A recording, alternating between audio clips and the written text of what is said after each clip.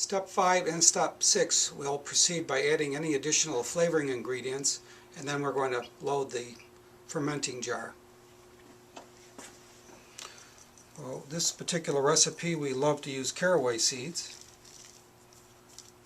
and remember, you can add more caraway seeds after your fermentation if it calls for it, but we're finding the strategy is about 1 teaspoon per quart will give you a really good caraway. You can actually add in other, according to our instruction recipe booklet. Alright, we're going to load, and every once in a while we can just go ahead and pound. If you happen to have one of these French rolling pins, that works very well, and not everyone has that, but I know you'll have a wooden spoon. We can do the same.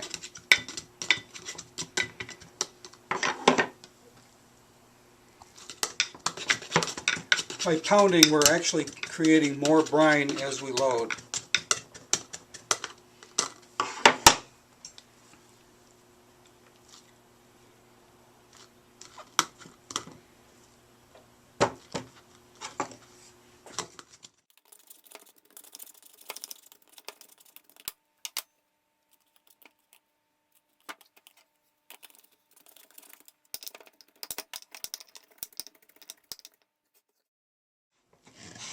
You can see that as I press and pound,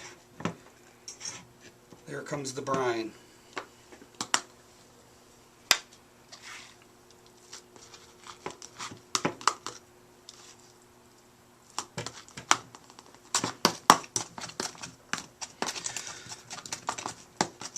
In making sauerkraut or slaw in the Perfect Pickler, you do have to do a complete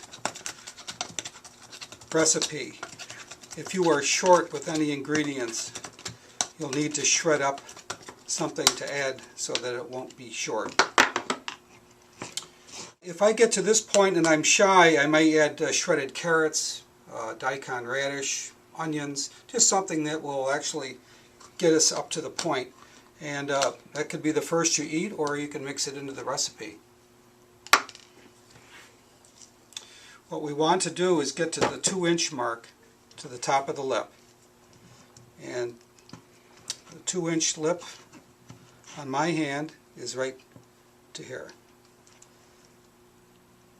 If you measure your hand, you'll be able to find a 2-inch measurement for you. What we're going to do next is add the reserved cabbage leaf halves. And here's our rib. We're going to just keep putting it in, turn it 90 degrees, put another one in, another 90 degrees,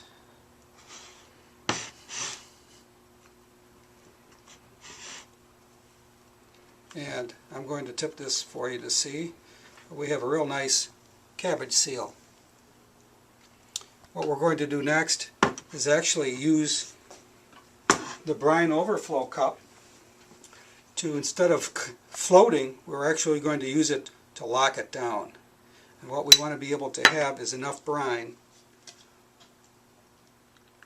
to be above these leaves. More brine will be forming over the next several days.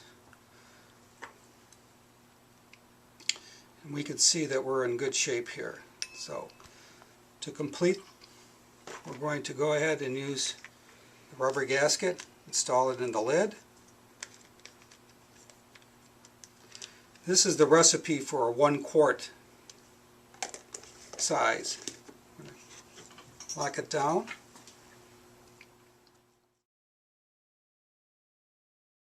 Next we're going to add the fermentation lock, and we're going to add a little bit of tap water to the column until it gets to the maximum mark. And the water is right there. And we're going to, the cap itself is not required in brine pickling, so we're going to just add this just far enough in to be upright and snug. And if you can see here, there's air around the brine overflow cup. Over the next several days, that will begin to expand and it will go all the way up and most likely into the brine overflow cup. That will all be used and saved for when the pickling recipe is done. You'll be able to add that back in and keep your resultant sauerkraut nice and moist.